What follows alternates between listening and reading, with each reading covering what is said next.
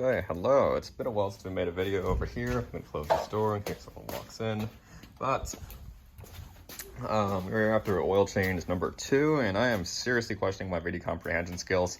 So, you know what? Screw it.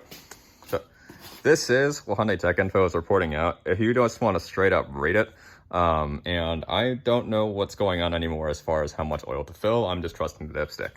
So oil change procedure is obviously remove the oil filter cap, remove this thing, remove the drain plug, drain into a container, remove the oil filter, clean the install surface, lube the oil filter, put engine oil in there, screw the oil into place. If you want to torque it, feel free to do that. Otherwise, just engage the seal and turn 3/4 of a turn. And that's usually par for the course over there. Do that. That's the PN for the oil filter wrench if you want to get it. There's a cheaper one on Amazon. And put the drain plug in there. That's your torque. I use a new crush washer, obviously. If you're using that, you're not using a Fumoto, like I'm currently doing right now. So go ahead and do that. Put new engine oil in. This is what I'm confused about. So, talked about, let's say, what is it, Imperial quartz last time. There's a US quart thing next to it. I didn't read. Apparently I suck at reading. So, 5.5 for drain and refill, including the oil filter. Now, what confuses the heck out of me is what I did was I pulled the filter out, primed the filter. Hyundai doesn't call for you to prime the filter, but I primed the filter. Primed the filter, put it back into the engine, and filled oil. I distinctly remember last time doing this, when I put 5.5 in, the dipstick ran high, and that freaked me out. So what I did this time is I put 4.7 in, which is a bit more than 4.5, which was what I was obeying last time because I was reading Imperial quartz, didn't realize there's a US quart thing next to it. So I put 4.7 just because I don't know what's going on at this point. Dipstick is now reading 30%, 40%. So I just put in close to 5 right now, and I'm going to drive the car over the next few days and just watch it. 4.7 will at least not be low, and I have mental doubts on whether 5.5 is going to read high or not. So I don't know at this point. I would just trust the dipstick, and I'm going to see if I can just meter out over the next few days and figure out like how much am I usually expecting to fill into this thing. So yeah, that kind of waked me out a little bit. I'm expecting maybe it'll settle out to be like 4.9, 5.1, maybe not exactly 5.5. We'll see how that works out. But yeah, obviously, I mean, if you've never done oil changes yourself before, drive the car when you check oil level. Your oil level is only valid when the car's hot.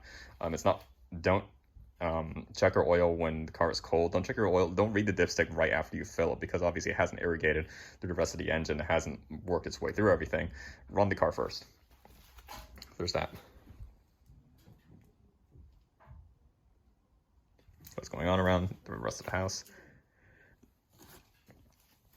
Anyhow, the other thing I ended up trying was installing this, which is the TurboTech upper engine mount.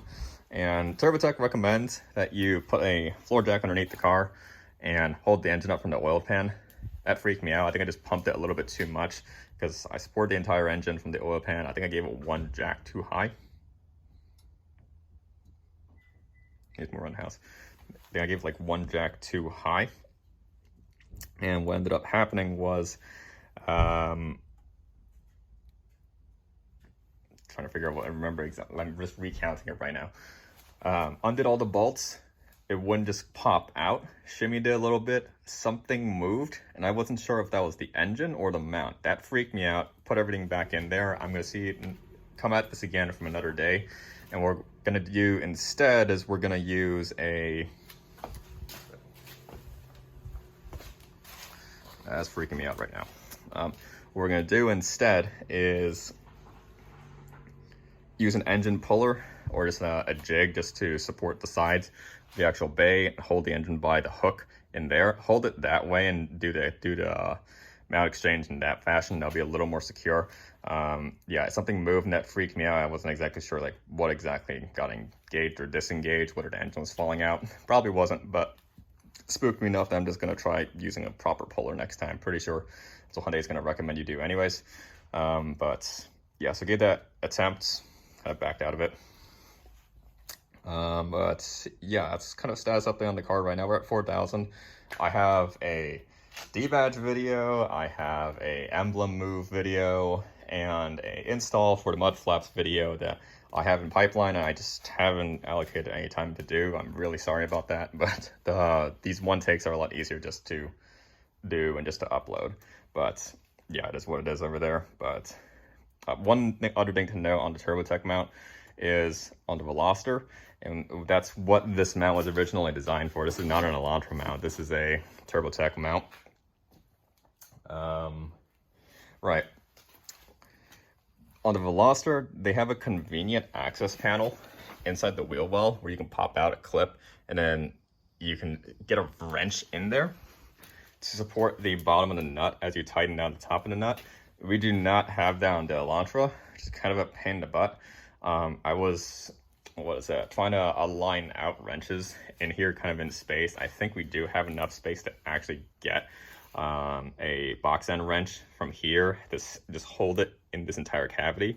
You can just hold it here, and then you can actually tighten down from the top. I believe that will work. Obviously, I wasn't able to verify that, but I think the TurboTech will actually work in this case. There's just enough room inside this cavity to do that. So, yeah, I mean, remains to be verified, but yeah, kind of a no on that aspect. So I think I'm the first one probably giving this a go with the TurboTech mount, so we'll see how that works out. But yeah, I'm kind of brain farting right now. I should probably get something to eat, but yeah, hopefully, I mean, that's the status update on the car as it is right now. Paint still looks fantastic. It's just been washing it daily, obviously, so that's that sea quartz really doing its thing.